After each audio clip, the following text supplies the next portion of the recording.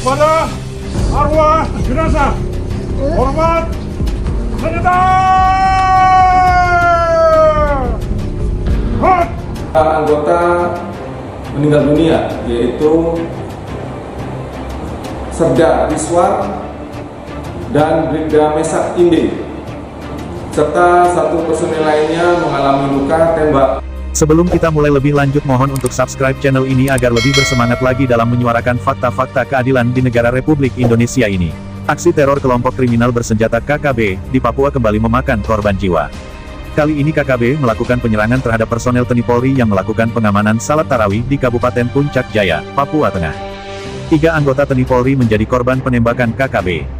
Peristiwa itu terjadi saat ketiganya melakukan pengamanan salat tarawih di Masjid Al-Amalia Ilu, Distrik Ilu, Kabupaten Puncak Jaya, Papua Pegunungan, Sabtu, tanggal 25 Maret tahun 2023. Meninggal dunia yaitu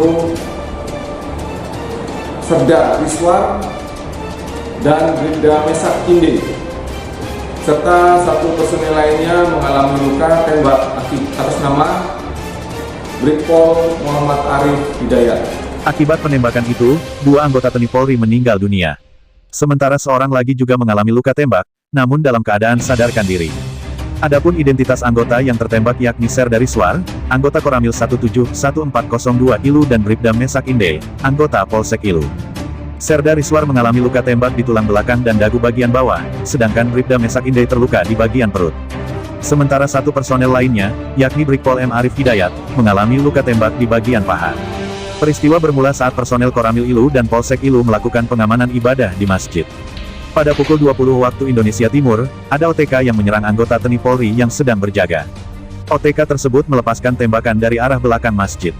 Namun, hingga berita ini diturunkan, Polda Papua belum bisa memastikan siapa pelaku penyerangan tersebut. Sementara itu, menurut Kabid Humas Polda Papua, Kombes Pol Ignatius Beni Adi Prabowo, pelaku diduga berjumlah 2 orang dari salah satu kios di sekitar lokasi. Penembakan tersebut dilakukan oleh 2 orang OTK dengan menggunakan 1 pucuk senjata laras pendek dan 1 senjata laras panjang, katanya dalam keterangannya, Sabtu, tanggal 25 Maret tahun 2023. Setelah kejadian tersebut, situasi dan kondisi di Kabupaten Puncak Jaya siaga 1. Kapolres dan seluruh anggota waspada untuk mengantisipasi adanya serangan susulan terhadap anggota di lapangan. Pihaknya juga masih memburu pelaku penembakan tersebut. Polres Puncak Jaya saat ini sedang siaga 1 dan melakukan pengejaran terhadap pelaku penembakan, terangnya.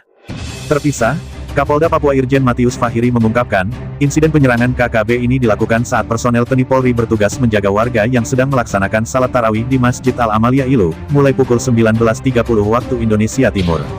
Kemudian sekitar pukul 20 waktu Indonesia Timur, KKB menyerang sehingga terjadi kontak tembak. Saat ini tim gabungan telah dikerahkan untuk mendalami pelaku penyerangan dari kelompok mana.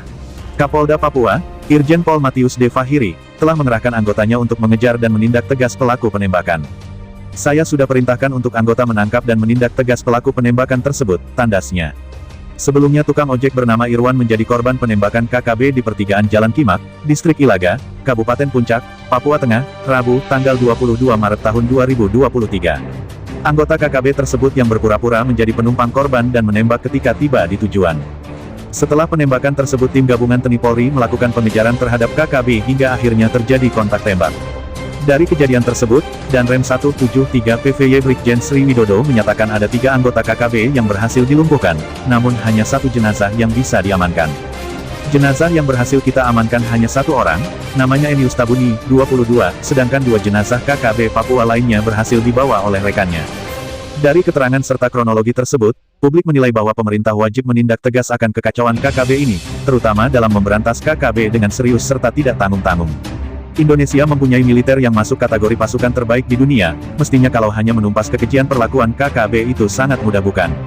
Rakyat sudah letih melihat kekacauan dan kekejian KKB ini, karena meresahkan masyarakat dan selalu membunuh sembarangan. Salam dari Detektif Pancasila, semoga Indonesia bersih dan menjadi adil dan makmur.